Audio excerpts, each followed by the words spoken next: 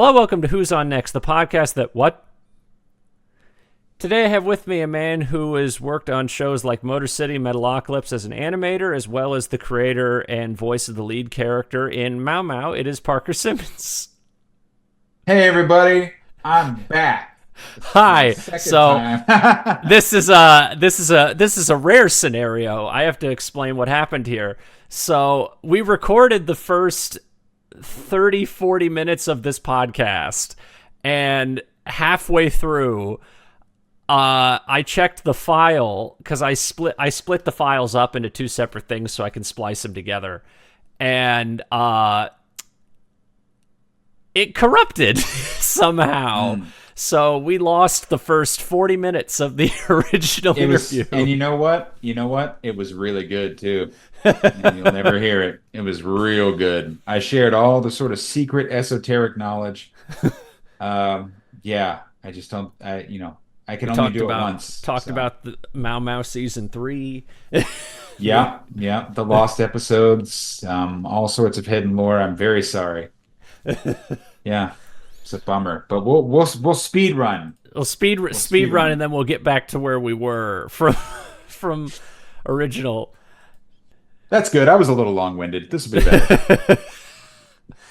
So I guess speed run version. How'd you get your start in the industry?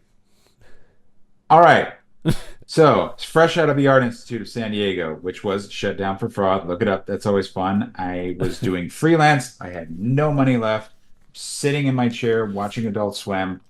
Metalocalypse comes on, and I say to myself, no shade to Metalocalypse. I say to myself, I can do that. So I look at the studio that makes it, which this is exactly how you know how long ago this was, in 2009. This is when you could just look something up and go, why, I think I'll send them my portfolio and apply. That's a quaint notion today. But I did. I sent them my stuff. I said, please, I'll do anything. Whatever show, wherever you could put me. I know I can do this. I'm familiar with Flash. I can make it happen. And they had an interview. I did okay, but they really needed some bodies to work on this rotoscoping thing where I started out, shading and coloring, wasn't even animating. But I busted my ass. I tried to impress as many people as I could. And soon I'm working on, Black Panther show that we did for BET, and then Metalocalypse. Turns out I was right. I could do that. I did do that. Then we were on Super Jail and Motor City and Turbo and you name it. And from there, I'm animating. Sometimes I'm designing. Sometimes I'm directing. And yeah, that's how I'm here today. So just to go off that, because this is a question about how I broke into voice acting too. I'm speed running it. During that time, of sort of animating here, boarding there, designing here, directing there, I'm surrounded by my peers and chatting with them, and they start noticing that I can do silly voices. And whenever we do 5 Second Day, which is the one day a year that Titmouse pays all its employees to make whatever they want, my pals want me to do voices for them. And the first year I do like a voice here or there. Second year I'm doing 3. And within a few years, I'm in almost everybody's shorts. I'm across the whole thing, including my own. And directors here and there would actually start paying me to come and do scratch for like some pitch pilot or whatever. So I start actually getting these little non-union jobs that don't pay much. One of them literally paid me like a bottle of wine to do narration for like a board game that was going to become, live action game show. Weird stuff like that. So I'm doing voices here and there, and obviously I, was doing voices for my own shorts, but it wasn't until I started working on OKKO that I had a particularly good storyboard pitch. And Ian Jones-Cordy, the creator of that show, asked me, "Hey, who should do those voices?" And before I could say anything, he goes, "You should do them. Do you want to do them?" I say yes. They get me into SAG, and just like that, all of a sudden, I am a legit voice actor. And from there, I guess the rest is yet to play out. I'm still kind of doing it here or there. It's like this weird sort of side quest that won't end, and I really enjoy it. But like, I'm primarily an animation creator who also does voices when someone is kind enough to include me, or when I force my own way in and I go, yeah, I'll do it. It's sort of a weird way. So someone's like, "How do I get into the industry?" I'm like, uh, I don't know, man. I feel like these is pretty unconventional. But yeah, I think it's a testament to right place, right time, right people, networking, and luck. I think everything is largely networking and luck. Of course, on top of base level talent, but I firmly believe that like everybody is really talented. If you've ever been on TikTok, it's real good for your ego. Literally everybody on the planet is funny now. I don't know when it happened. It's like, how come sketch shows aren't funny anymore? Because they beat you to it. A rando on TikTok beat you to that idea months ago. So yes, talent is important, skill is important, practice is important. It's not as important as who you know and getting real, real, real lucky. Really, really lucky. And of course, persevering through that. Because in order to get lucky, you have to never stop. How'd I do? Did we time me on that first Uh, question? about 4 minutes. So I feel like I covered a lot. we condensed 10 minutes into 4 minutes. That's actually impressive. Woo! See, well, look. When you're a creator or a director, you got to have a sense of rhythm and pacing. That was the uncut version. We're cutting it. This you can put this in the theaters now. 4 minutes. An audience can stand this. I was I sort mean, of rambling. technically, we're not on a time limit with this, as far as I know. So, I'm just, you know what? I'm on my own personal time limit. I just, I also, it's interesting to turn a ramble into a rant. It's nice to see that evolve naturally. I got there. That's the editing process, folks. What was question two? Did I already do question two? Did I combine them uh, into it? let's see. Question two is let's see. How do you get started in the industry? Transition to voiceover, which I already answered. Uh, Boom. creating a show versus working on a show. That was Oh, okay. right. Which is what This we was started. another, Which is what we started the second half yes. of the interview with. This was So, this, yeah, this was a little bit of a long-winded answer, but I will just say that um, we talked. I believe you asked me what are the challenges on going from working on a show to creating it and running it. And I was fortunate enough that I had already directed well before I had made a show. So I was already working in a supervisory capacity and working on being a board artist on KO was a little bit of a step down because I wanted to move to another company and network some more and be at the right place at the right time to sell the show, which I had already had a short and sort of pitch packet for. Um, so it wasn't like I was going in blind, but as we talked about before, the real challenge wasn't leading a team, fantastic team of artists, all the passion and talent in the world. The real challenge is just no time. When you run a show, it consumes every waking hour of your life. There's no room for anything else. And it can get exhausting and it can really cost you your health. And if you're not careful, it could cost you your relationships as well because there's just no time for anything else. So if you're going to do it, if you are fortunate enough to do it, which is crazy, I'm just telling you, like, here's all the stuff that happens. Anyway, if you're fortunate enough to do it, but it's true. And if you're fortunate enough to do it, it takes a lot of, gosh, I don't know, I guess experience to understand what battles you can fight and win, what battles you need to just lose, what you can ultimately accept and compromise in order to maintain uh, a livable life that isn't going to put you in an early grave. It's tough work. And I think we were talking about people who do go from like, oh, I was a revisionist and now I'm a showrunner. They're typically, a studio will give them an executive producer, make them a co-executive so that they can kind of learn on the job. But I've always found that like, yeah, you need directing experience if you're going to manage a team. You need some supervisory training and there are definitely some people who became showrunners without that. And 9 times out of 10, those are the productions you hear nightmares about. And it's like, yeah, you put a kid in charge. You put somebody fresh out of art school in charge of a team of adults.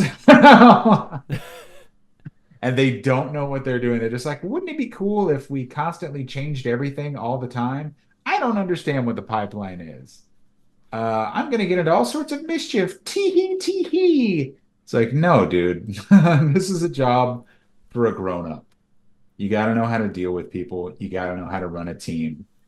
And it requires training and experience. So Yeah, even without that, there are definitely still challenges. But like I said, I was fortunate enough that I'd already had a lot of those experiences, and being able to go back to Titmouse from Cartoon Network, it was kind of incredible because I was gone for really like 3 years almost, and by the time I came back, it was Hail the Conquering Hero. It was incredible. I couldn't believe people were like, "You did it. You went out there, you went to the Dark Lord's tower and you took that treasure and you came back and you're sharing the spoils with your horde." Uh, it was kind of great, but then it was just like, here's another quest and it's gonna be real hard. It's gonna be incredibly hard. So yeah, interesting challenges, but like if you really take the time to, get to know your people and build a rapport and have that experience of not only working with a crew but managing artists who are already, very disparate personalities. I wouldn't really say there's like an archetype for this is an animator. No, dude. People come from all different walks of life and they work in all different sort of ways. And I'm so fortunate that I had the experience to be not just a director, but also like an animation director working in a specific department with specific personalities, getting to understand, what makes all of them gel. Being the Cyclops, right? Wolverine, you're going to Costa Rica. Storm, I need you to handle that warehouse full of, yeah, crazies. Gene, you're great, right? Stay there. Cable, go back to the future.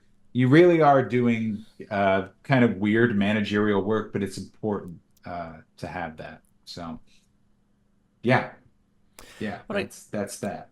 when I get when I get in the original recording, or at least the first half, we talked First about, run. yeah, the first run of the interview. I had brought up voice acting for Mao Mao and OKKO and things like that, Mhm. and I mean, you won an Emmy for Mao Mao for voice Yeah, work, I which was shocked to be nominated the first time, and I was blown away to be nominated the second time. And I honestly thought I was reading an article from a year ago when it happened that year. I was like, oh, is that a misprint?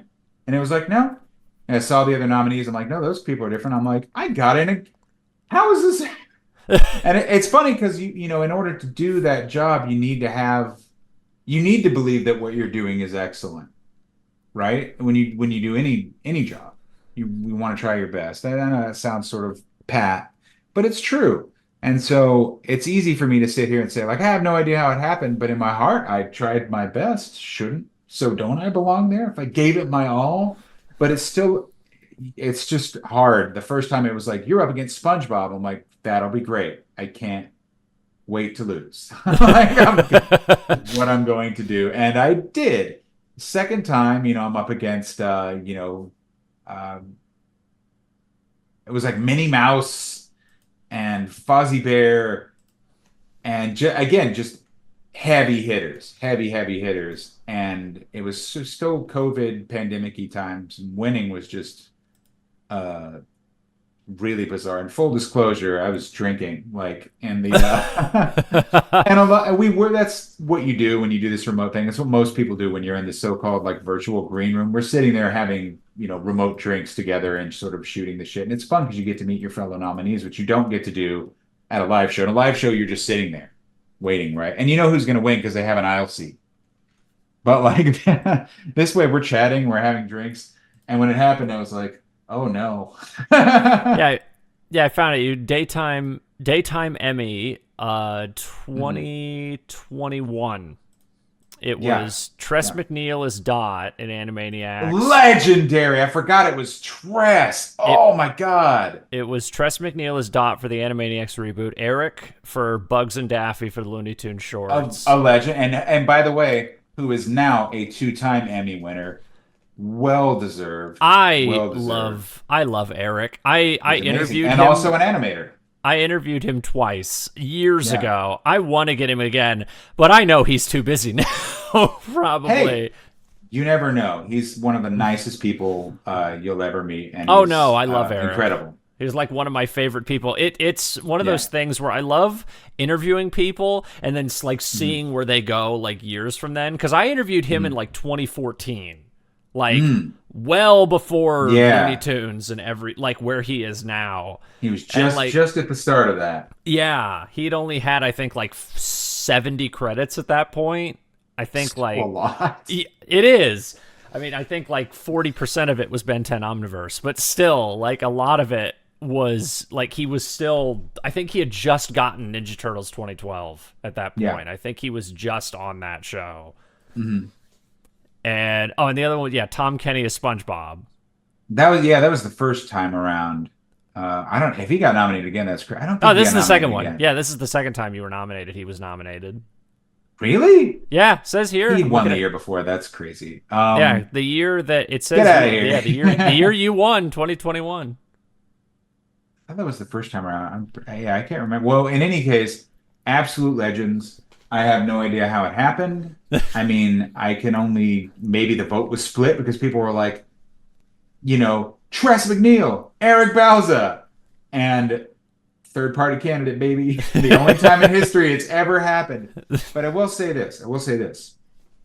You have to write your own sort of submissions for the Emmys, and it does feel a little gross having to toot your own horn. But I feel Wait, you like, actually have to at the Emmys go like, here's why I think I should win. yeah, when you submit, Oh my God, well, really? you write it in the third person, man. That's the trick. Okay. You don't say I'm the best and here's why. You write in the third person. But I handled writing all the submissions, not just for myself, but for everybody else. And I think that year I was first nominated, we were also nominated for editing for head chef. My editing team on that show is amazing.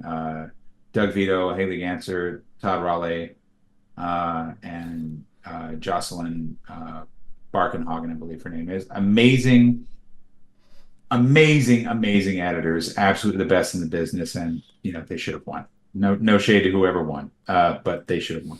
But so I wrote all their stuff too. And I'm also writing, I wrote submissions on behalf of our board artists. I wrote submissions on behalf of our design team to get jury prizes, and they should have won. I'm sorry. I have no idea how Kang Lee, our art director, did not get a jury prize for art directing on that show. Because and this is something I share with people from time to time, but it's a little bit of a pet peeve of mine when I'll meet fellow creators or peers or whatever, and it's just sort of a thing where nobody really wants to compliment you. And I think it's honestly just because nobody really watches anybody else's work. There's no time. But this major pet peeve of mine, when I meet other creators, I'm like, oh, hey, yeah. What'd you think of my show? Oh, it's great. We're talking to each other. The compliment that I've gotten a few times from other creators is, oh, yeah, Mao Mao, great backgrounds. These backgrounds are great. Okay, guy, listen to me. You listen to me good and you listen up. I board, I design, I write, I voice act, I'm in the editing booth, I'm doing everything but the backgrounds. You picked the one thing to compliment that I had nothing to do with, but the point is, that's exactly why they should have won something. And I believe Kang and his team were nominated for like an Annie Award, and they were beaten by Love, Death, and Robots. Netflix poured millions into that. That's not fair. We had nothing. And we were able to come up with those backgrounds which still look too good. Still look too good. Look One better background than on that show, anything else. one background on Mao Mao probably cost not even a quarter of like the backgrounds in Not an at episode all. of Love, Death, and But it Robots. looks insanely good. It looks better than it has any right to. And I think,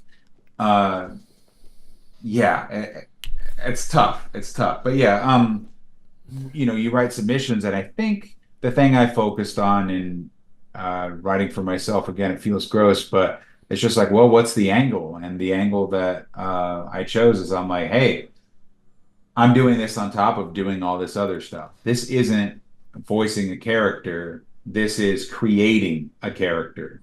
This isn't a job, it's a performance. And I didn't word it exactly like that, but you get what I'm saying. This is, equivalent to Mike Myers making an Austin Powers. And I don't mean that in terms of recognition or quality. But if you get what I'm saying, he Yeah. created a character, put on the skin, went out there, wrote the movie, performed in it, and was that character. It's sort of an old comedic tradition, right? And what Mike would do is like before Austin Powers became anything, he would go to clubs and perform as that character in two bits and test it. He road tested it. And that was the same thing we did for Mao Mao. Made a little short here and there, made a few little things, did the voices myself, dialed in the performance, designed the character, was making him move around. It's a performance. All of it is a performance. So the voice, the design, all of it sort of goes together. And I think that's the angle I focused on, where it's like it's not just this one thing. It's about performing a magic trick to make nothing be alive from start to finish. And then you throw in, oh, and I also did three other voices. Look how different they sound. You know what I mean? What else can you really do? At the end of the day, demo reel. exactly. At the end of the day, that the judges are going to listen to what you did and they're going to say that's excellent or it isn't. And so I think I'm very fortunate that whoever was judging that year, first of all, could stand to listen to me. I appreciate that so much, but heard me, and the thought that anybody heard me doing voices and was like, "That's excellent," makes me want to cry. It I think makes me so happy. So even it's an honor to be nominated, but it's true. It really is. the interesting thing is that you also, according to IMDb, so I'm having to take it with a teeny bit of a grain of salt. Yeah, take it. Yeah, people add all sorts of wild stuff on there. Let's see. It says you were nominated for three characters: Mao Oh Mao, yeah, on that. Yeah, yeah. Snugglemane, and Slim Piggins. Yes, well, the statue has Mao Mao, Snugglemane, Slim Piggins, and Guard. Guard. Guard, he You doesn't have got a name. nominated for Guard. I'm curious It's if actually Guard 1 and Guard 2, but that's fine. It just says Guard on the statue. And they also put a comma after King, so it says King, comma, Snugglemane, so it looks like there's five characters, or that's like his government name. Like Snugglemane, comma, King. Um, Yeah, that was and I look, I don't know because I wasn't in that room. It's entirely possible that they were in there and they were like, "Wow, he's doing all those voices and he's doing." I have no idea. Maybe I'd love to think that somebody was in there raising hellfire. Listen, don't you hear? No, no, no, no. Listen to him. I have no idea what happens in those rooms. I've never been in one. I can only imagine it's weird. Because like, how do you judge this? I Now don't know. I'm hearing that, and I'm wondering like, how many times has Seth MacFarlane won an Emmy for his voice? Now that because I'm thinking about like I don't know. creators who do like five voices in like their show or something like that. Which it's easy. It's definitely an easy angle to say that's impressive. But honestly, a lot of times when creators are doing five voices, it's the same voice. I think even Seth has talked about that. Like, I Yeah, mean, Peter and Stewie are different, but like he's openly said, Brian is it's just me. yeah, it's just Brian. Yeah. It's just me. Like, Oh, but he's doing the newscaster. It's like not that different from Brian. It's fine. It's fun. I don't think we got it on the I think we lost it on the first recording, but we were talking about repertory companies, basically people working with the same stable of actors and how fun that is. And I think one character doing multiple voices is a part of that, and we follow in that same tradition on Mao Mao, which by the way is also just a cost saving measure. It's just oh literally yeah, cheaper. It's I just because cheaper. we were talking earlier about how like DreamWorks and Disney will like in their movies a lot of the times have like a crew member play a voice, or Hmm. DreamWorks especially has done that a lot. Just because I Hmm. think I had brought up like Shrek, where like every side character, like Pinocchio and Gingerbread Man and the pigs, and like all of them are just played by crew members. Like, Yeah, yeah, I think that's amazing. I really believe in that. And like I said, I think before we were talking about Mike Flanagan and like Midnight Mass and House on Haunted Hill, always using the same actors. I really believe in that. Obviously, you want to cast the right person for the job.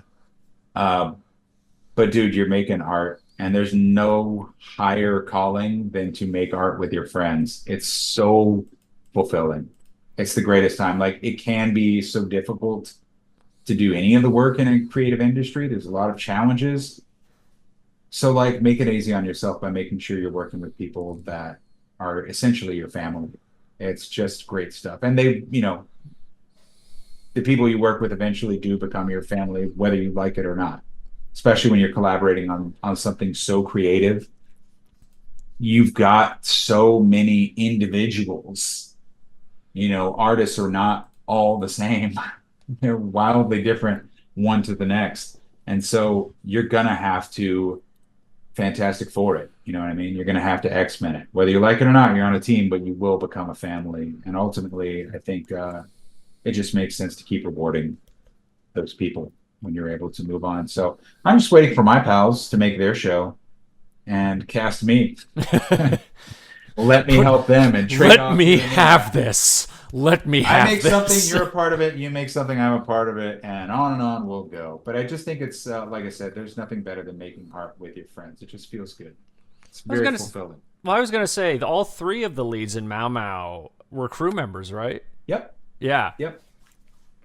Well, Lika, I think wasn't a crew member on the show proper. She's working over at WB, but originally she was in production at Titmouse, and I needed voices for the shorts, and I needed an adorable voice that could do funny stuff. And I knew Lika from working on Turbo, and I asked her to do it, and she was, gave me a big hug and was like, "Oh my God, yes!" As if it was an amazing opportunity. And I'm like, it's just some stupid short I'm gonna do. I'm like, I don't think anything's gonna come from this at all. And she's like, no, this is amazing. And I'm like, she had a lot of unbridled enthusiasm.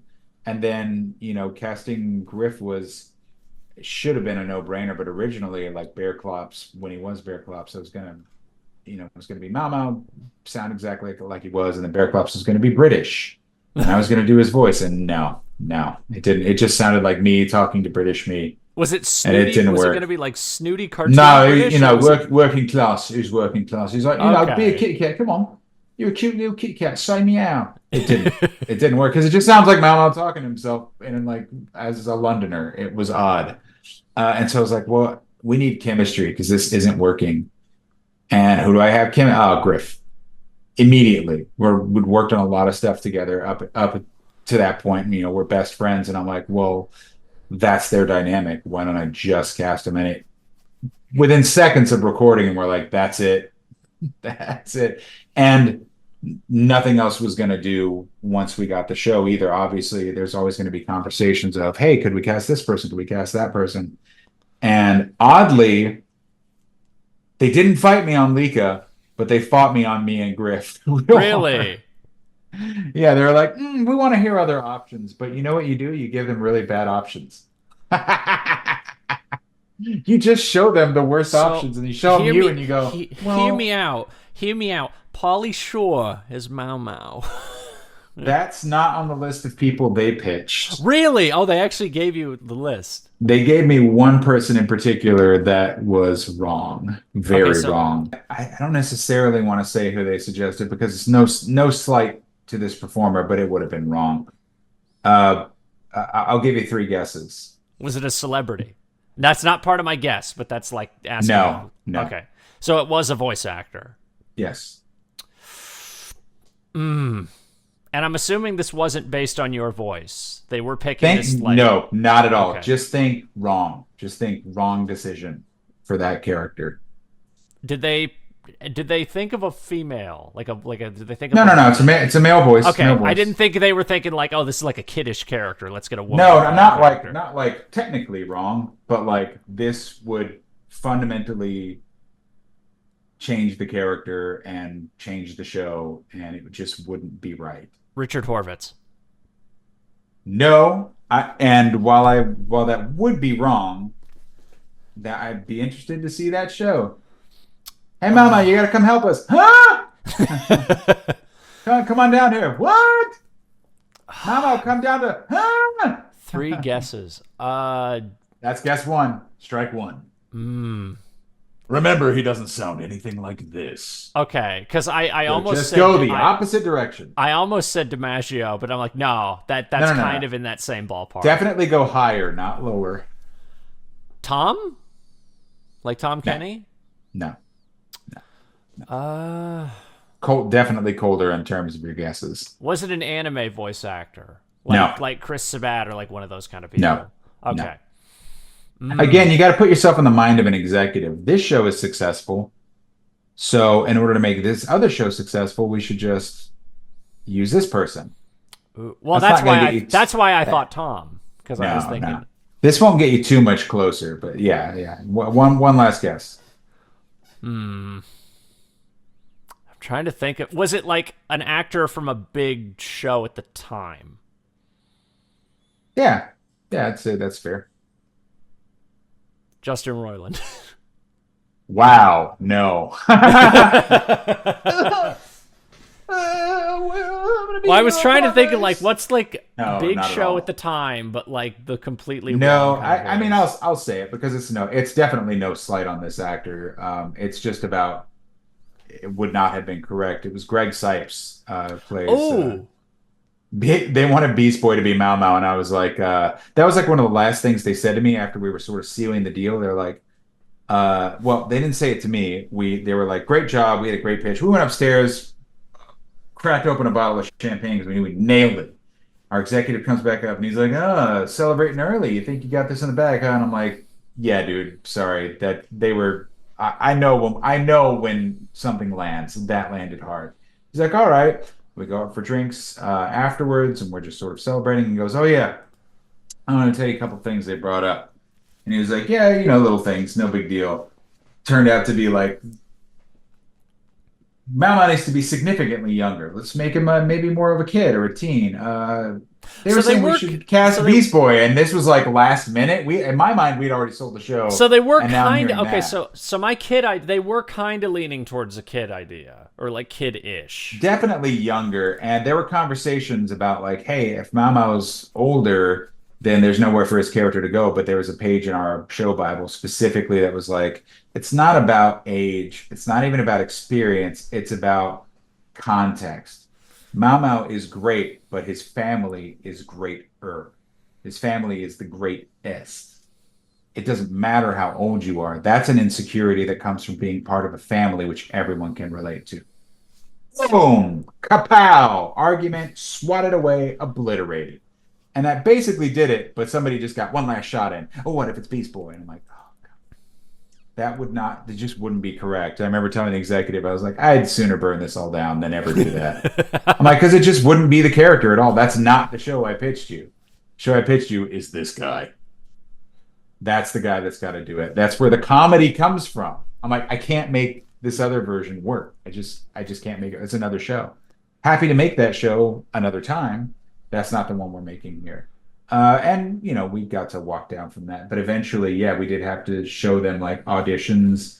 And I don't think I have those anywhere, but it's very interesting Oh, so to they did have hear. some people audition.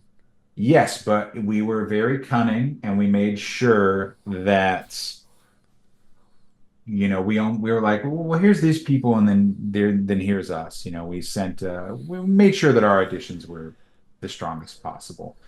And it's a little cunning, but fuck them.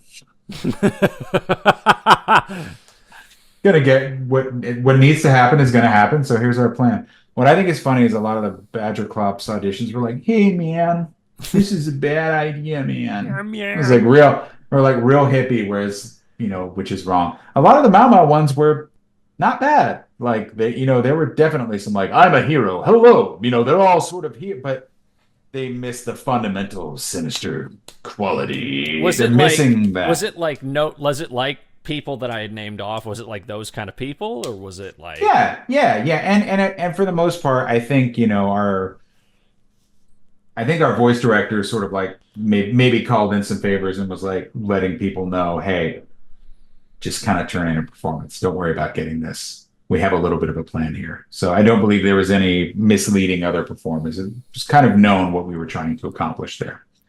A little bit of a dastardly plan, but again, I've got the gold statue to prove it was the right choice. Well, I think like one of my So there we favorite. go. I think it's like one of my favorite casting stories I've ever heard. Have you ever heard the story about how Keith Scott got the voice of Bullwinkle on Rocky and Bullwinkle? No, no.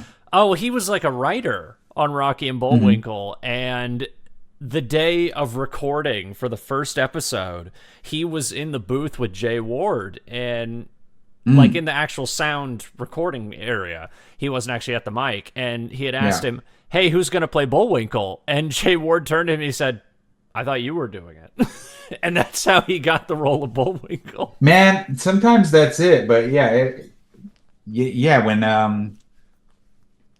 you make any show or something, like the fact is people are putting their money in and they get to have their say and nothing is guaranteed. So there's definitely a universe where I didn't get to do that voice, and neither did my friends, but I'm glad that I don't live in that universe because it sounds boring and stupid. I But I live in a guess super fun universe where we all got to do it together and it just felt natural. and I got a statue for it. That's right. I'm going to say it a third time. A big, shiny gold statue that it ultimately doesn't really mean much. But it's not. It's nice to say. It's nice to think about a time when, I think every artist really enjoys that kind of petty validation. My teacher said I'd never make it drawing anime, and now I work on this anime. It's that. I think It's like one it's of the that. funniest stories I've ever heard about winning an Emmy was Billy West. Because he Mhm. was on like Rob Paulson's podcast years ago, and he was talking Mhm. about how they always say like, "Oh, the nomination is just as good as winning." He's like, "No, it's not." He's like, "You well, Maybe for him, I was no, blown away. I no, but I was shouldn't be saying no, here. no. The reason the story is so funny to me, it Yeah, didn't have anything to do with winning. He said yeah. like, "Can you imagine what would you want to have in your house during a home invasion?" Like he said, look at the base of it. Like he was talking about like the weight and the base of the award. Yeah, they're heavy. He was like, what would And you? the point at the other end, He you was can like, really poke him. yeah, no, Sorry, go no. ahead. He was. I just remember he was just like, no, this is, yeah, no, it's not. Can you imagine if I won an Emmy and someone broke into my house? Like you look at the base of an Emmy award, you could crack someone's skull open with that thing. That's one way to think about winning. That's yeah, that's sort of a Mao Mao perspective. I like that. An award is much better than a nomination. Well, why do you say that? You can't you can't disarm somebody with a plaque. Maybe you can, dude. Well, I guess I was wondering because you were also. I always say Snugglemane. That's what I've always Yeah, said. it's not. Well, that was a runner on the show. We didn't always get to use it. Snugglemane, and he goes Snugglemane. It's Yeah. like we're playing on a Headley Lamar from Blazing Saddles. There's a lot of Blazing Saddles in that. I'm sure it comes to. Yeah, I was wondering, was that another case of Yeah. like you wanted to play that character, or did they audition that Oh character? yeah, no, we did not really. We only held auditions for like the other Sky Pirates, and that's it. Like I knew I was doing the King. There was going to be no discussion. And I will say this: when we were auditioning for Oranga Snake, and we had some really fantastic auditions. That one was like a lot of amazing choices. But I always sort of knew that I wanted Chris McCullough, who's Jackson Public, co-creator of Venture Brothers, and I knew he was working on Venture, like just across the way at Titmouse. We're right there. There's like two buildings, and he was in the other building, so he could just come over and do an audition. And he goes in there, and I have him do auditions for Boss Hot because we're gonna need people to double up, right? And like, all right, do Boss Ostrich, and then maybe like Benny from Penny and Benny. We'll do those voices. And we dial in Oranga Snake, and it's a really fun time. We finally get him to do this sort of like ooh, that sort of thing. Like that's it. That's the correct amount of 80s that I'm looking for. Thank you.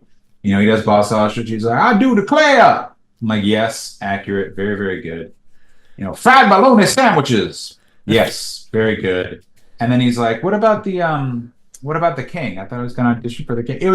He so clearly wanted to do the King. And then when I can't remember exactly what he said. I was like, oh, we don't need you to audition for that. He's like, are you sure? He's like, I was really excited about doing the King.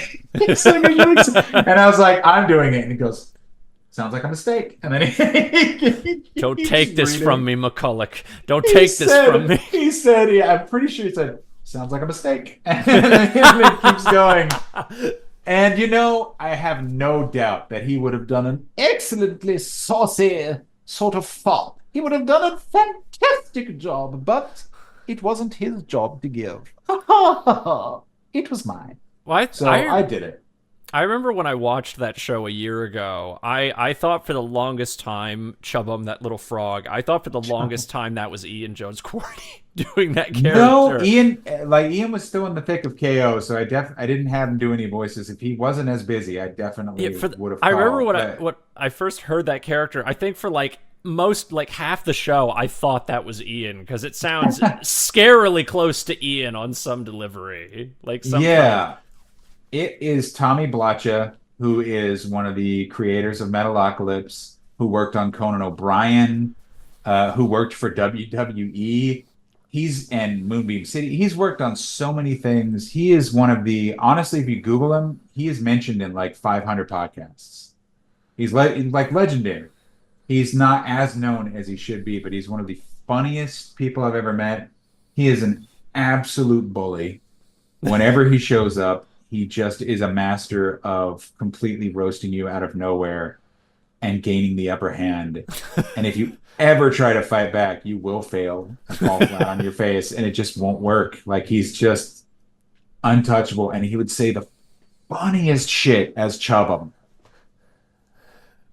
but also really dark. So I don't think I can share because he's just that's his sense of humor. But he would come in and do Chubbum. And like, what's great is we'd have Scratch, and he'd be like, "Why don't you do it?" And I'd be like, "I'm already three voices. I can't go over. They got to pay me more." And he was like, "Good for me." But like, he did a few other. He would also do Gary, who's just sort of Gomer Pyle. Like, it's Fat Albert, it's Gomer Pyle. Just we went to Simpsons school of thought, which is just do a bad impression and you create a new character. So that's what happened there. But his reads on Chubbum kill me, especially the one I think about all the time is him in Trading Day towards the end, where Adorbat's asking him like, "Chubbum, were you mean to my friend?" He's like, "Yeah," and he goes, "Chubbum," and Lika's here too. Her read here kills me. Chubbum, surely hits the plosive on that beat. "How would you like it if we made fun of you?" And he goes, "No, no, I wouldn't really like that much at all." It's just his little read, how genuine he is. And then, of course, Dorbat screams out. His read on that is so good. Yeah, he would just do like shotgun barrage, 1,000 takes at once and go, "All right, I'm out of here. See you later." And then tell us the funniest fucking stories we've ever heard because he's just been around in comedy for such a long time. Would love to work with Tommy again in a heartbeat. That dude is just like a secret weapon, an absolute treasure. And of course, on Metalocalypse, he also voiced Murderface. I was gonna say, was he Roxo? Oki and Dr. Goddamn Roxo. I was gonna say, I was pretty sure he was Dr. Roxo. Baby, yeah, he's Dr. Cuckoo Roxo. Yeah, and Toki does Toki. And Murderface, she does Murderface. Well, it's a lot of those I always notice a lot of those Adult Swim guys, Dave Willis and McCulloch and Tommy, and a lot of those guys, there's like so much back, like a lot of them are on their own shows or on other shows, and it's just always just a lot of just back and forth with their works, which I always found really interesting with Adult Swim, how often they would have a lot of those like I people said, work right together. place, right time, man. It's like, who do we know? We know this guy, and we can pay him scale. That's the real important thing in all of this, is not to ask for any money. To do it for the union minimum. That's how you get staying power. He's incredible. And then, of course, just while we're talking about it, sort of repertory players, obviously I mentioned Griffin Lika, who are dear friends of mine who I love very much. And we also had Chris McCullough, who's really funny. And I think his favorite thing was just me batting Boss Ostrich ad libs at him. I was like, "Try saying this, try saying that." and it would just be the stupidest thing. And I loved like trying to get him to crack up. And the one that finally got him, we didn't use it when we got it the first time. We eventually put it in another episode. Or like tough things for Boss Hoss to say. I go, tell him, you mess with the hoss, you get the stretch. And he loved that so much. He goes, that's the one. Put that in. Couldn't help giving backseat notes on any of it because he's a writer and creator, and he just would have thoughts. So whenever we actually did get him to laugh, that was always a treat because I was like, we did it right. We got it. We got his respect on that. But he also wasn't shy about being like, sometimes, he would do, it was always Boss Ostrich. Whenever the characters had to laugh, I like characters to have distinct laughs. I think it's important.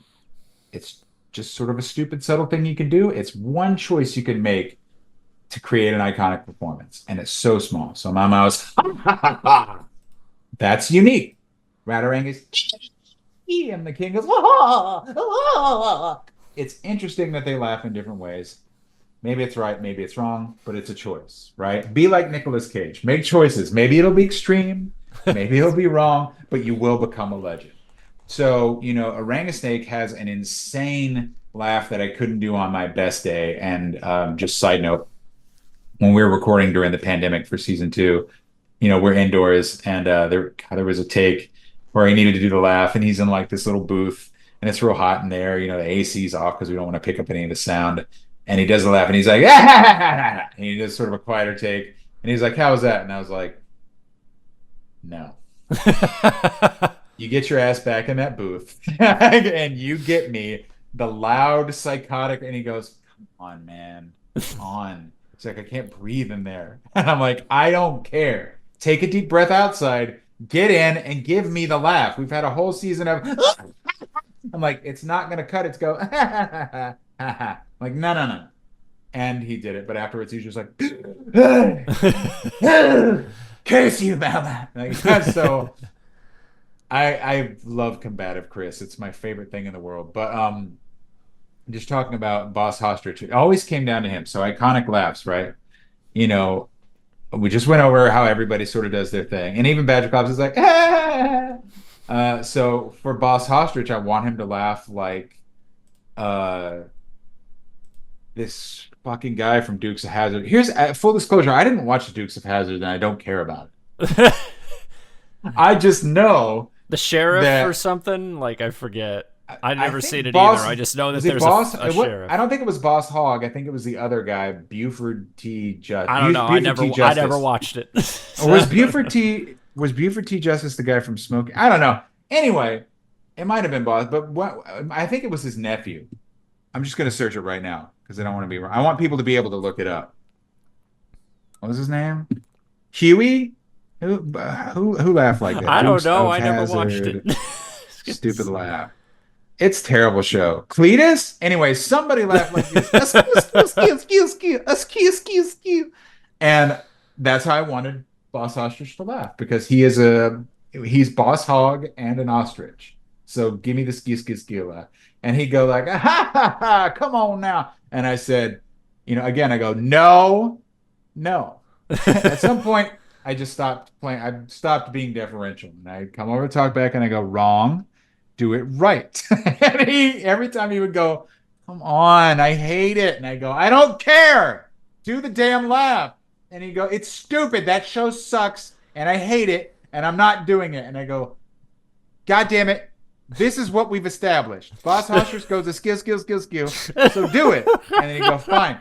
Skill. I go, thank you. That's the take. Move on. But he fought me on it every time. But yeah, I still think, despite that, Boss Ostrich was his favorite because he got the stupidest things to say. And he would go on, bizarre tirades. So Chris, excellent repertory player, work with him again in a heartbeat. Any of these people in a heartbeat. And then, of course, sort of really rounding us out is Deborah Wilson of, originally of Mad TV fame, but who is in everything, and for a reason. She's incredible. If you tell her to do 3-part harmony, she'll just do it. It's blown me away how much voice work she's been getting in the last 5 years. Like, just well deserved. And she'll do the mocap for the games and everything. And she is a full on character, dude. She, if you ever have the pleasure of meeting her, you will find out for yourself. She has a gigantic personality, a gigantic heart, and I think that has a fair bit to do with why she gets so much work. She's just a ball of energy, and she, you know, is like an entity of improv. I don't know how to put it. Like the first couple times I met her, it was clear that like it's clear to me that there's some people who are in comedy, especially improv comedy, that when they meet you and they sense you're also like a creative or a funny person, they just have an innate sense of I must now battle you like the fucking Highlander. Do you know what I mean? Like there can only Yeah. be one. And like I'm in animation, so I don't need that. I'm good. I'm just trying to get by, dude. I got shit to do. But like they like to step up and they like to duel. And the first time I met Deborah, hi, nice to meet you. I'm so glad you're here. Immediately put me in my place with some of the craziest improv ad libs I have ever heard in my life that I cannot repeat here. I just fucking cannot repeat it. And would go in the booth after that, and it would just take forever because she's a talker and a bon vivant, loves life. But as soon as she gets in that booth, she could do anything, literally anything. Be Mary Poppins. Boom, she's Mary Poppins. Like I said, give me three-part harmony of the song you just heard 2 seconds ago. It's done. It's already done. She already did it. And give me an ad lib here. We don't like this line. It's not funny. Okay, here's 10 different ideas. They're all infinitely funnier. She's incredible. Deborah's incredible. So I think that's it for like the main cast. We had some bits here and there, and I think my love for Griffin Lika is well documented. I'm happy to accept any questions about them and tell you many, many stories.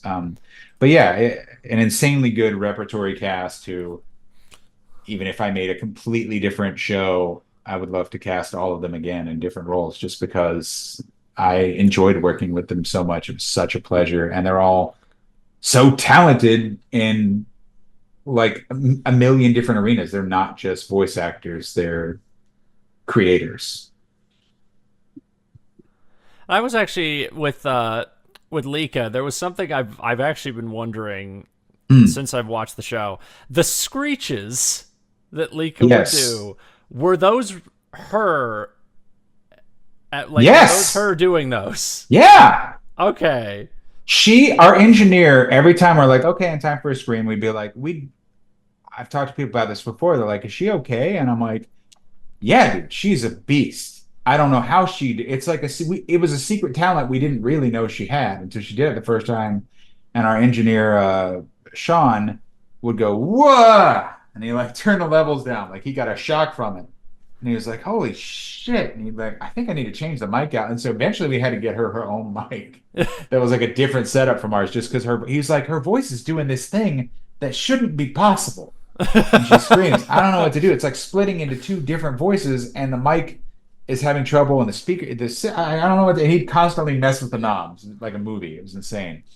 But I know, and he'd be like, "I got to get you a job at like a post house that does horror movies." He's like, "You're something else." It is a preternatural skill. Her screams, and we used this as much as we could without being annoying. There's only so many screams you can hear, but it's just a hidden talent. And I'm saying this to say that if you're ever working in a post house doing audio for a horror movie, boy, do I have the secret weapon for you. Well, Yeah, there's always and never struggled, never asked yeah. for a break, never needed anything. Would be like, "Are you okay?" She'd be like, "I'm fine.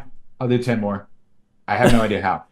There's always been like one scream that I always wanted to know if they had like messed with it or that was actually her. And it's like the one where they're eating like pies. I forget the premise of the episode. I remember it had to do with the farmer. Oh, the cobbler. Run. She goes, "Ah!" That one? Fucking real. screech. That That's real. sounds like a creature just came into the booth. That is like the most inhuman screech I've ever heard, next to like D. Bradley Baker. Like, What's funny is in the pitch for that, and I believe that was Emily Atzel storyboarded and wrote that section of that episode. Chris Ibarra was the other board artist and writer on that. Credit where credit's due for a great episode that is Sugarberry Fever. which is one of the first episodes that was in the pitch Bible. That one was always going to get made no matter what. Um, that scene, I'm pretty sure that when Emily pitched it, she goes, and then a doorbat screams like a gremlin. Anyway, moving on. Like nobody's performing the scream. So Lika has to invent. I'm like, all right, a doorbat is sugared up beyond belief. And she just pulled out, did a lot of options, but her going like this really fast. It just is so pure and so funny and reminds you of being an actual child. That's what an actual hyperactive sugar-filled kid would do. I'm here to say, as a parent of as Bowser put it in Paper Mario, a high energy child. That's how they scream. It's just animalistic. And it's it's real, dude. I don't know what you could do to create that. It's just that is her superpower. She's just good. She's just that good. Well, it's like D Baker's always been somebody where like whenever I hear him do animal noises, I don't like that. You can get inhuman. I've learned to like do a few like creature noises like from listening to him or like the way he explains things. There's like I can't do screeches for like the life of me. I have to like go a specific way to do like a like a weird the Frank Welker sound. School of Thought. I've always talked about this. There's like there's a way you can tell who like each person is doing creature noises. I've like learned the pattern because I've always learned Frank Welker is if it's a dog, it's Frank. Oh well, not even that. There's a thing that Frank does a lot. He's very snorty. I notice a lot with things that he does. D is like the screechy one. Frank is the snorty one. That's always how I differentiate the My two favorite of them. thing when I hear actors that are known for doing stuff like that, like especially someone like Frank, I'll be watching something, who knows, maybe something old, something new, and I hear a dog, and it's obviously in my eyes. Go, thanks, Frank. And then moving on, like we just got his take. Same thing with Hamill, because Mark Hamill will just show up as a bit part and be like, "Well, when I was running this corporation," I go, "Thank you, Mark. That's fine. That'll do." Thanks, Mark. Every time. Same with Tress. Thanks, Tress. I think Simpsons even did a gag where they're like 101 animal noises by Tress McNeil, and like later in the episode they hear an elephant. There's an actual elephant, and they overhear it, and they go, sounds like Tress McNeil. And I'm like, that is gonna be a catchphrase in my mind until I die now. Sounds like Tress McNeil. Well, I guess with some of the voiceover stuff, because OKKO, you were a lot of incidentals and a few like recurring gag characters. I had to make sure if I did a voice on that show, it was because I made sure I was a voice on that show. I can't really think of a time that somebody else made a character, another board artist made a character and was like, Parker should play this one. They didn't want to give me shit. They're like, you got enough. Don't you have enough? And I'm like, fair, but I could have more. But like, obviously everybody, like when you're a board artist and a writer, you have your own priorities. So like I said, I got to do those voices because I made sure. Once I knew, again, now, you've got to make this shit happen, man. Nobody's going to do it for you. So here's 3 incidental characters. Gee, I wonder who's going to play them. Oh, here's a funny voice I can do in the pitch. Oh, and I'm cast. Yeah, find your angle of attack. It's just, it's like Fire Emblem. What's that? Spears are weak to axes. Guess what I brought? A big old axe. Kahack! Weapon triangle. Game the system, man. Game it. Cheese it any way that you can. I think on that show it was Gerald Name Tag, I remember. Gerald Name, who absolutely never came back once I left the show. No one bothered to bring him back. I was like, oh, maybe they'll have me do a voice here and there. No, never again. It's fine. I was too busy. But yeah, Gerald Name Tag, who was like, is this the end for Gerald Name Tag? It was. He never came back. I think I did Gary the Fishman. He was like from Chicago. He's like, hey there, it's me, Gary the Fishman. I found the list. Lad. No, wait, not Gary. It was Fishman, and then Gary's another character. He's the vampire who lives Fish in the dude. Fish dude. Lad Boxman. Gerald Name Tag.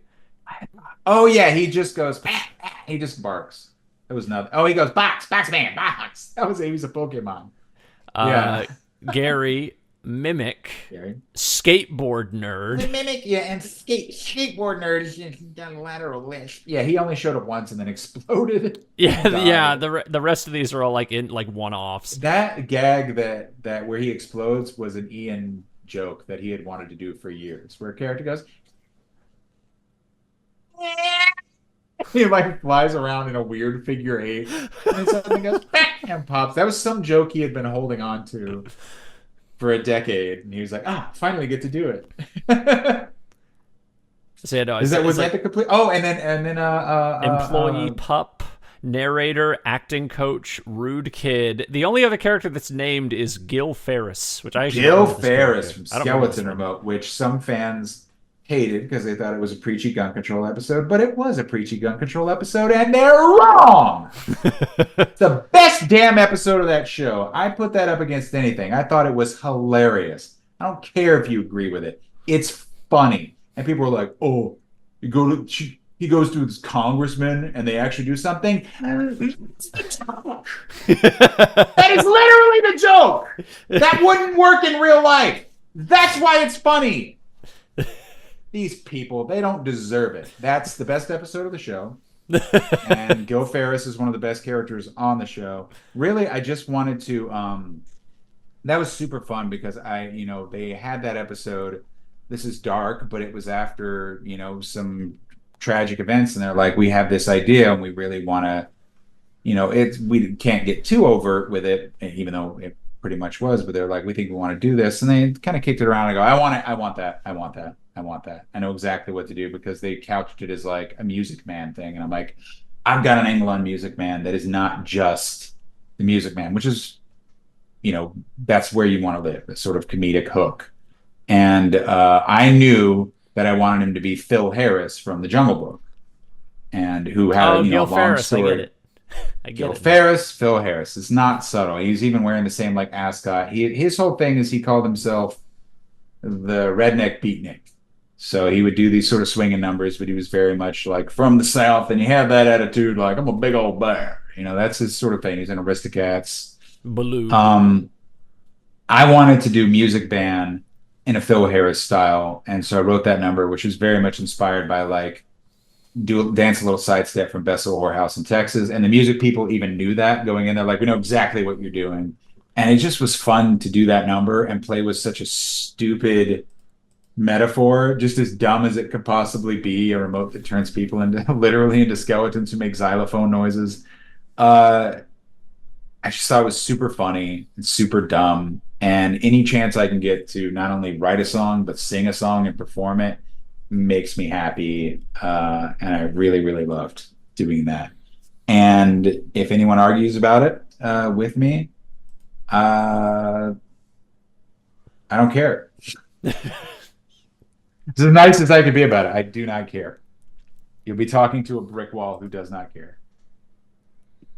Well, I guess another thing, because I got like a few questions on things you had worked on animation wise. Again, I have to go off IMDb because I didn't really shot in the dark. Trust. The Don and Raph short that Jonan Vasquez directed. Yes, I animated for Ninja on Turtles. That. Yeah, I did. I guess what was it like working on a project like that, especially because that was for the Ninja Turtles anniversary project they were doing at the time. They just needed. I think I did like only a couple shots. I didn't even think I get to finish the second shot, so I did one shot, but it was one of the first ones we did to try to figure out the style. I think other people have been working on it. I was coming off that Super Friends thing I was doing, and I was floating around doing some other work at the studio and special projects. And that came my way, and they're like, "Hey, can you mess around with this?" I was like, "Hell yeah, yeah! I know Jonan Vasquez style. I know how to do that. My wife's a big fan of Invader Zim. I'm like, I know exactly what to do." And then Ninja Turtles, yeah, it's a no-brainer for anyone of my generation, born in '86. Of course, I love the Ninja Turtles. I had an entire bucket full of those figures. Love the shows, and so so I'm like, I would love to figure this out. And so I just sat down.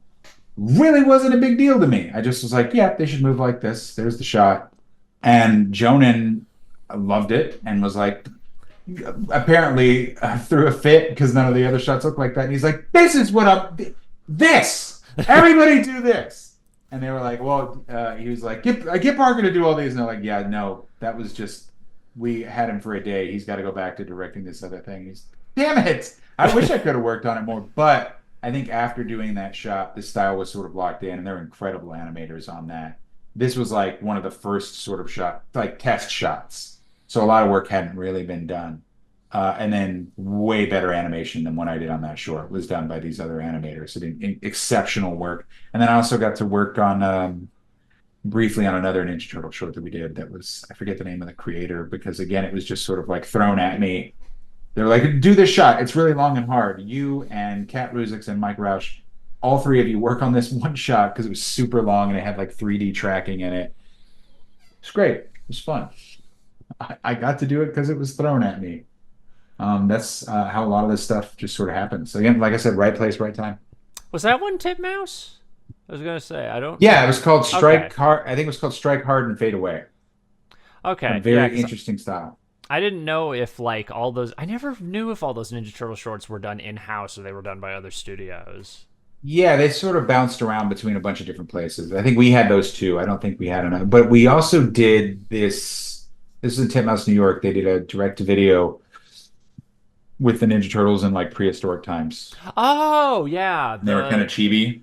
the one that it was like for a toy line, and a lot of people thought it was gonna lead to like a spin-off show, and it like didn't really go It anywhere. looked good. It Yeah. looked good. I didn't work on that one. I think it was Titmouse, New York, and maybe some people in Canada worked on that one, but it looked really good. So there were a few Ninja Turtle projects floating around for a while, and I think Titmouse Canada did some work on the new show. Pretty Yeah. sure. Oh, well, actually, fun fact: a friend of mine animated on the new show. Oh, that's Yeah. awesome. Congratulations to them. Yeah, he Cool. was doing. He did some stuff on like Hasbit and like a few other big pilots and things like Mm. that. And he, I don't know if he worked on every episode, but I know he did animate several bits for the new Ninja That's Turtle awesome. show. Yeah, it has a really cool style. Yeah, I haven't watched it yet because I was gonna watch it Mm. with some friends. I was apparently, according to IMDb, and again, I saw a few Breno Floss shorts listed. Only two to my Yeah, knowledge. the Dr. Yeah, Mario one, which it is. It's internet lore that I am the animator, director, whatever you want to call it, of the Dr. Mario with lyrics short, which has way less views than it should.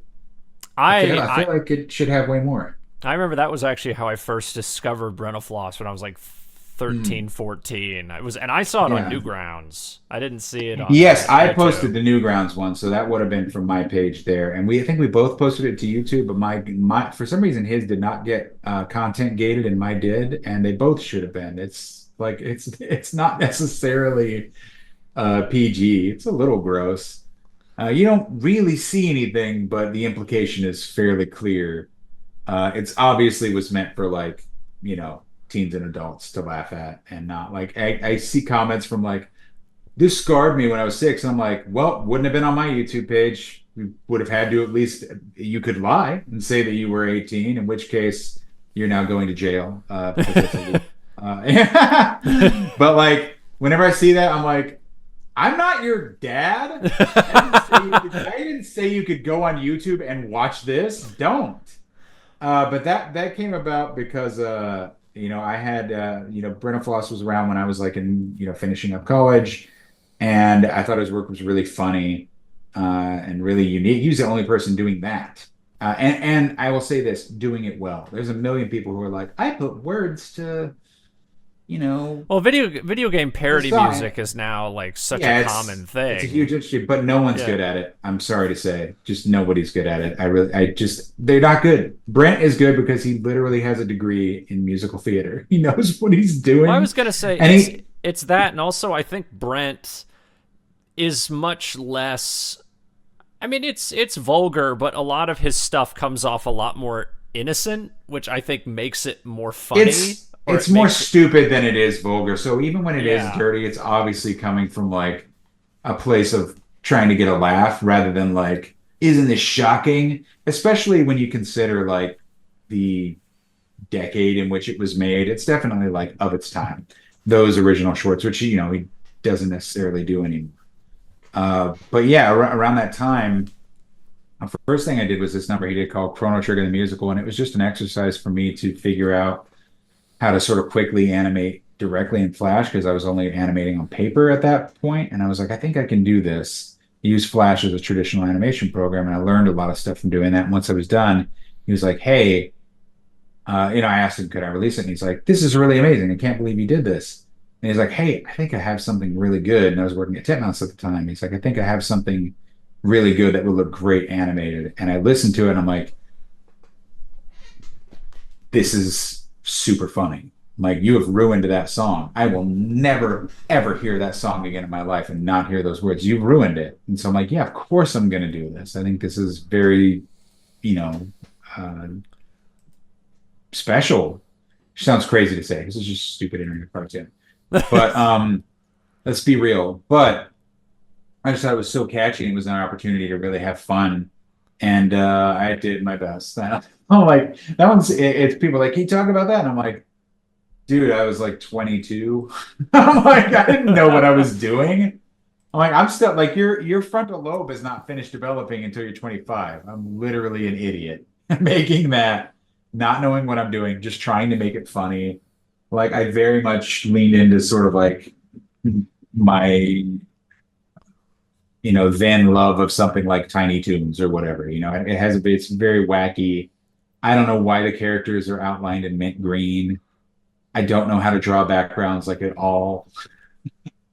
Everything's a little off. It's a little weird, but the timing I think is really fun. And it was just kind of a really glorified exercise to learn more about, Flash and have fun. And it's a bonus that it's done well. And that to this day, people are still like, I can't believe the creator of Mao Mao made that. And I'm like, why can't you believe it? That always blows me away. Can't believe. I'm like, I'm sorry. I don't think Mao Mao is like strawberry shortcake or Care Bears. Like, it's a pretty edgy little cartoon. I Like, there's a remember it was like the guy, I remember back in the day on YouTube in like 2007, and I think it's still up. It was like a fake Pac-Man movie trailer, but it was like a guy in like a yellow jumpsuit and a biker helmet. And it was like meant to be like a parody of like a gritty action reboot of Pac-Man. I remember that, yeah. Yeah, and I remember the guy who made it, I think he went on to make Moonbeam City like years later. Yeah, you may be right. I don't know why I'm blanking on his name right now. He's a very, very nice guy. I think like he made that Comedy Central. There was like another short-lived show. It was like those two robot anchors, like alien robot news anchors that like I forget what it was called, but it was like a one-season thing Comedy Central did, Yeah. and that was like another thing that he did. I don't remember that at all. But yeah, because I think it was only on for like a year. Season. Yeah, so Dr. Mario, fun. It was fun. And like I never know how I'm intended to feel when people are saying, "You made that?" I'm like, yeah. I still don't understand how that show. Have you seen anything I've worked on? I think it's much wilder. Like if they're like, "Yeah, it's shocking." I'm like, dude, I worked on Super Jail. You don't know shocking. You haven't seen anything. This is very tame and very stupid. So I'm just like, well, I guess people will reach for anything that sounds like a good story. But I do appreciate when someone's like happy that, I'm a creator who started by making sort of stupid shorts on Newgrounds and doing their own thing gets to, in their estimation, succeed. I think that is remarkable, and I think we're seeing a lot more of that these days. But there's just like way more competition. So how much more of it we'll see, I don't know. There's really a lot of amazing artists out there, but yeah, it's definitely an interesting blip, and it's probably why they didn't call me to do anything for the Mario movie. Well, Unfortunately, I was like, I know the people who worked on that. How come I didn't get a call? Oh, right. I was gonna say that's another one where it was like internet people, like early internet people, because Ed Scudder and I forgot the other guy. Dang it, the Dick Figures. I just was trying to. I was blanking on their names. Because they went on to do, they did Unikitty. Far more overtly. Yeah, Unikitty, and they did Dog Snack over on Rugburn. That was Ed Scudder and Len Wang. Len Wang, his partner, worked on the Dog Snack thing together. And they worked on Unikitty together. But I think she was directing this Unicorn movie over Netflix while he was doing the Mario stuff, which I have no idea how much of that was actually done at like in France. Like the actual production seems like pre-production might have been out here, and maybe they did in France. I have no firsthand knowledge of it, to be fair. Pure speculation. But yeah, I every day I'm like, if making Dr. Mario in any way led to the universe where I didn't get to work on that movie, then I regret it with every fiber of my being. I don't know if that's necessarily true. I'm just sort of talking out of the side of my mouth there, but just want it to be known. I take it all back. But I guess like there was another thing because recently there was that Dragon Ball Reanimate project that Yeah, they yeah. yeah, I mean people can't see, but there's a very large amount of Dragon Ball and other anime figures behind you right now. Yes. Akira Toriyama, forever my hero. Rest in peace. Absolutely. Everything that man has touched is gold and forever will be. Dragon Ball is a huge influence on me. Dragon Quest is a huge influence on me. Chrono Trigger is probably my favorite game of all time. Yeah, huge, huge influence. Yeah, there's not much more I can say beyond that that anybody else hasn't already said. But I will say this. I'll say this, just to have it on record. The, you know, impact of Dragon Ball is often reduced to, gym bro stuff, for lack of a better word. Like, it's about getting stronger. No, it's not. Shut up. Be quiet. Don't ever speak again. That's not what Dragon Ball is about. And I can't even say it's about like, well, it's about the indomitable humans. No, no, it's not. No, it's not. Dragon Ball is about one thing. And it is because, throughout its entire run, the manga specifically. I'm not necessarily talking about Super, though I enjoyed that. A lot of people were like, "Oh, I like Z better," and I'm like, "That's because you don't understand it. You don't understand it. You never will. Read the manga through this lens, and you will understand." Dragon Ball, the entire story, is an allegory for being a professional creative. That is what it's about. Goku's journey is the journey of a manga artist to make a name for himself and be at the top of his craft. That is what that story is about. You see characters like Vegeta, Piccolo, whatever, rivals, enemies, who seem insurmountable at first and eventually are conquered. And when they are, it's not because one is necessarily stronger than the other, because oftentimes these people are stronger. It's because for different circumstances, they sort of fall by the wayside. And you'll notice that 90% of the time, the people who fail at, in this allegory, becoming the best in a creative field, the best mangaka, whatever you want to call it, it's because they quit to have a family.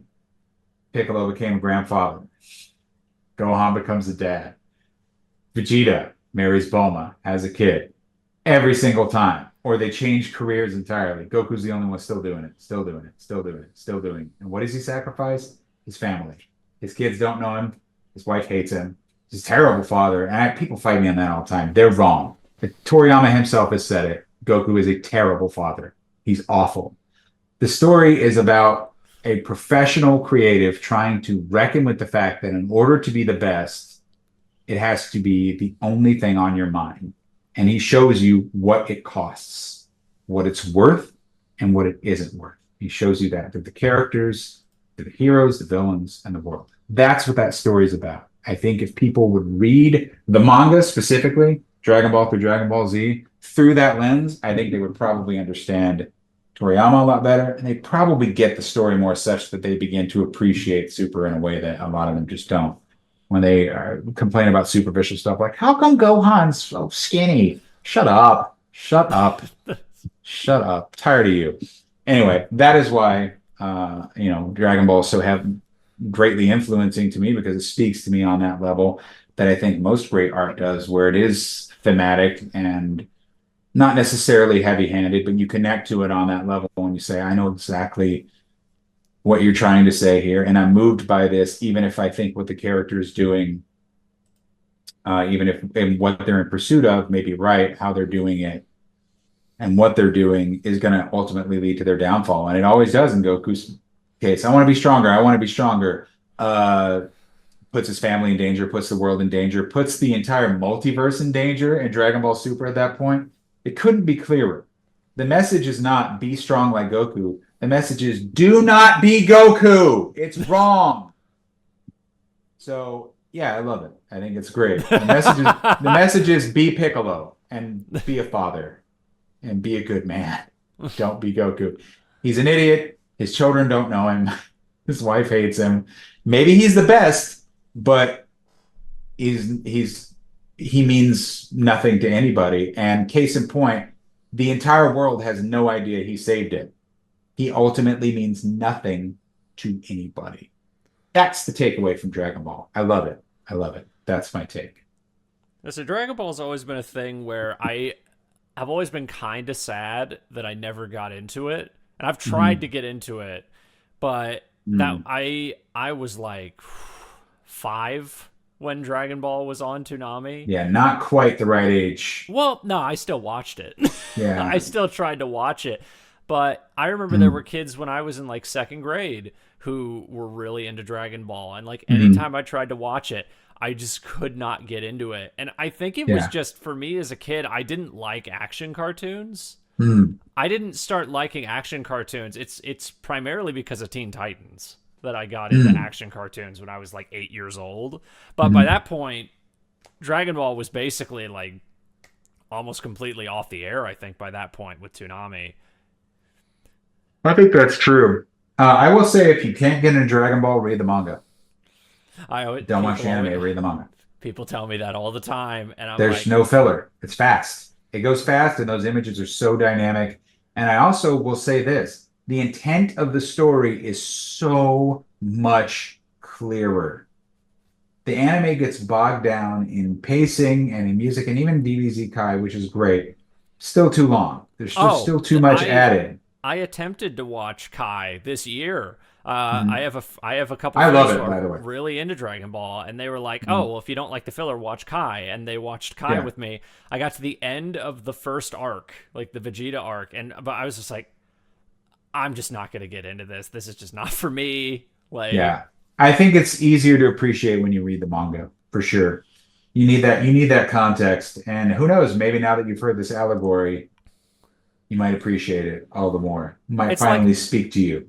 I have respect for it, but I'm just not into it. You're like, it's never gonna happen. Yeah, it's like I'm not saying like, because I always hear when people say like I have respect for it, but like it's treated kind of like a negative thing, and to me it's not even a negative. No, thing. I don't think that's negative at all. I say that all the time. Where and I think that's the greatest thing you could say, because I think it's incredibly mature to say that, because the alternative is I hate it. The show sucks because I don't like it. It sucks. I'm like, dude, it takes a good deal of maturity to say it's not for me. So it's wild when people are like, I don't accept that. I'm like, dude, you could say much worse. Let somebody say it's not for me. It's a nice thing to say. Because I've had a lot of friends who like Dragon Ball, or like other friends I've talked to. They've kind of all said the same thing, and I think I've kind of come to the conclusion where they've said, if you didn't grow up with it or get into it as a kid, it's a lot harder to get into as an adult. I would only agree with that if I hadn't seen it proved otherwise, because my wife went through the entire manga and she's obsessed now. And she's read all the super manga and I haven't. So I don't agree with that assessment. I just don't. You got to read the manga. That's your flaw. Don't watch the show. Read the manga. I was going to say, they were talking about the show, not the manga. Show's fun to watch after you've read the manga. You have to read the manga. There's just stuff that they don't even, you have no understanding of ki, period. They never mention it in the show. They say energy or spirit, and no. It's called ki. It's a thing. It's a fundamental building block of the Dragon Ball universe. They never mention it in the anime. At least not in any localized version. It just kind of gets swept away. There's a lot of context that's just fully missing. And I think there's just sort of, the dialogue's clearer. And here's the other thing I will say. It is so much funnier than the anime. And that comes down to marketing and localization. The original run of Dragon Ball Z in the States, they took all them jokes out. And they made sure that show was dead serious, and they put the Bruce Faulconer music over it, and it was badass. It's time and place, but it's wrong. It's wrong. It's incorrect. That's not what they made. So read the manga. You can't do much better than that. I think you read that, you'll be like, oh, this is a comedy. It's not an action cartoon. It's a comedy. It's a gag manga. It always was. It came from the guy who made Dr. Slump. It's super funny. Super, super funny. Now, it gets a little bit serious, but I think it doesn't pay off unless you've been there for the entire journey. So Well, it because I've sounds a little also gatekeeping, a little nerdy, but I'm just going to say it. Read the manga. I've Read the had a manga. lot of people because I hear different opinions anytime I talk about it with people, and I've heard a lot of people also say, "Oh, well, you have to watch Dragon Ball to watch Dragon Ball Z. Like you need to watch the first series to That's watch the not second inaccurate, but series." I'm telling you, go even further back. Don't watch either of them. Read Dragon Ball from the beginning to the end of Z. That's what you should do. And it won't take you long. It's not like One Piece. It'll take you maybe a weekend. You'll be done. Blast through it and you'll go, that was really fun and funny and like I feel alive. And I'd like to eat a lot of seafood boil right now. The ironic thing is, I have a lot of friends. One Piece was another thing I couldn't really get into. Yeah, I can't get into that. That's not for me. Well, I've I been see that episode count. Nope. No way. I've been slowly getting into it, and it actually happened because of the Netflix show. Because I liked the Netflix show from what I saw of it, and I was like, okay, I'm kind of interested to go back and watch it. Because I remember, That's how they get you. yeah, Trapped you. I watched the first like 3 arcs of the show. I got to Arlong Park because everyone always says if you don't like the show by Arlong Park, you're never going to get into it. I got to Arlong Park. I was like, it's decent, but it wasn't like I wanted to keep watching decent. Yeah, I'm good. I don't have room in my life for that anymore. That's just an age thing. There's no room. I don't have room for anything that long. This brain is full. Brain's full. Move along. I got enough interests. I'm not adding another one that has like a ton of merchandise. I'm done. If you see the shelf behind me, it's over, man. No new IP. Get out of here. You have enough fans.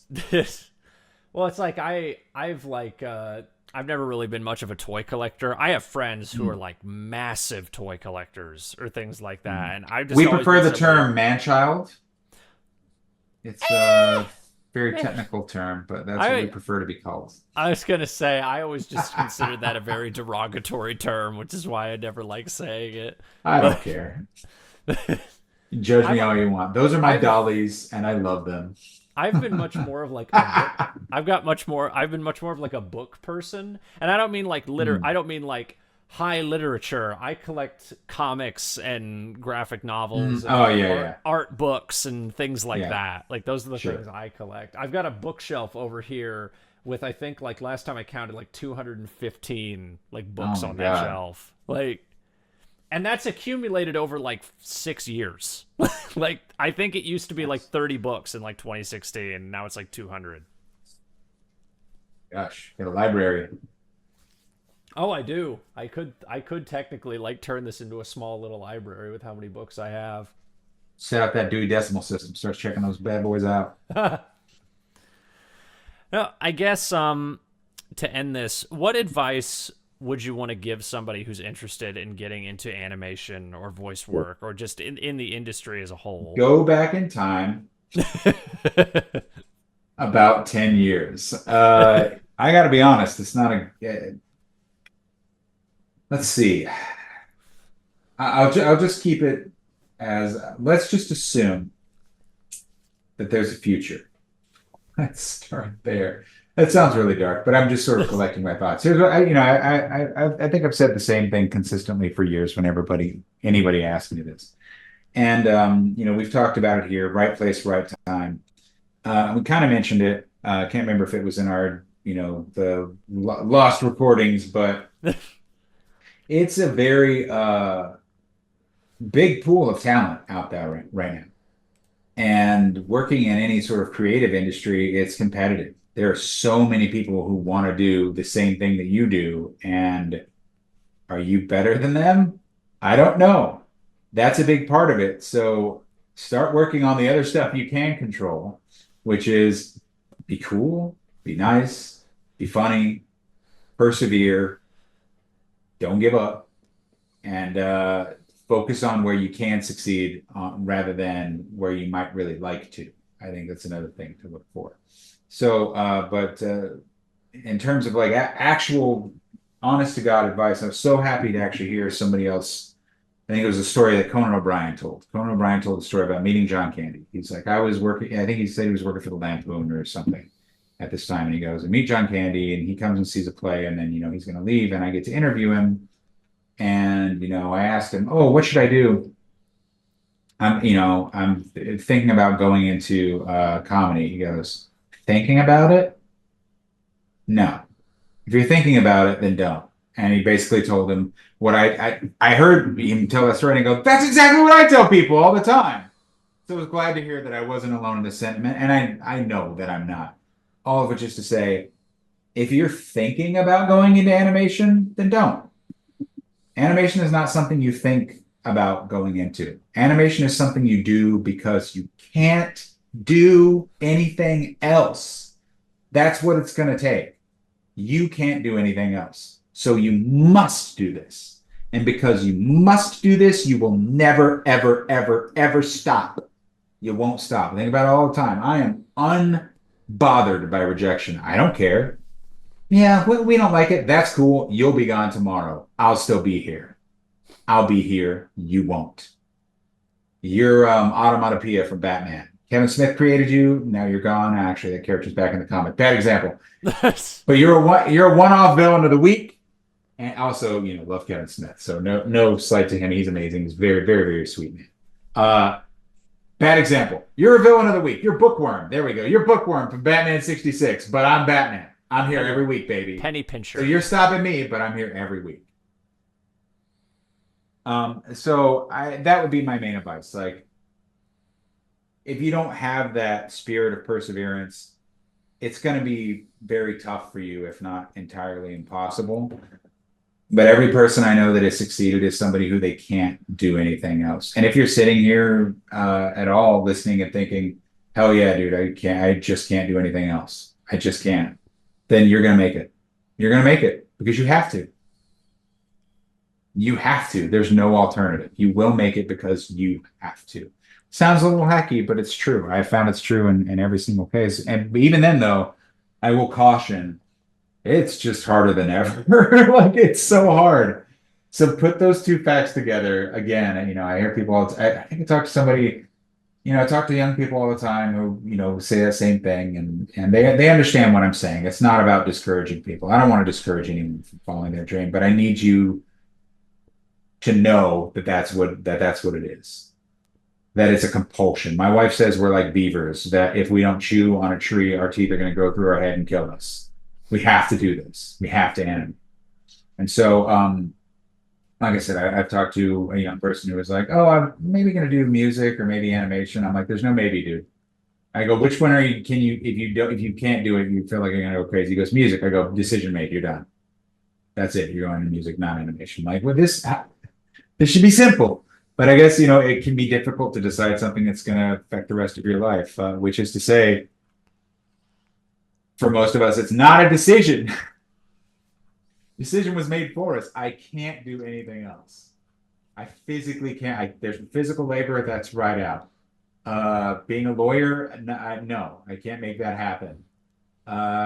Driving a taxi, nope, no thank you. That's not possible. I would get lost and I'm a terrible driver. Like, what can you do? I have to do this. I have to end. So if that's you, I'll congratulate you right now and say I can't wait to shake your hand in the future when you are a successful animator, because that's all it takes. Well, beyond, luck and knowing the right people and hoping to God that the industry doesn't implode. So caveat. But that's what I would say. Build connections, work hard, be as nice of a person as you possibly can, be curious, want to learn, and try your hardest. I really think you can't go wrong. These all sound like stay in school, don't do drugs, and eat your green, but like, it's cliche for a reason. Stay in school, don't do drugs, and eat your vegetables. Listen to Mr. T. He's right.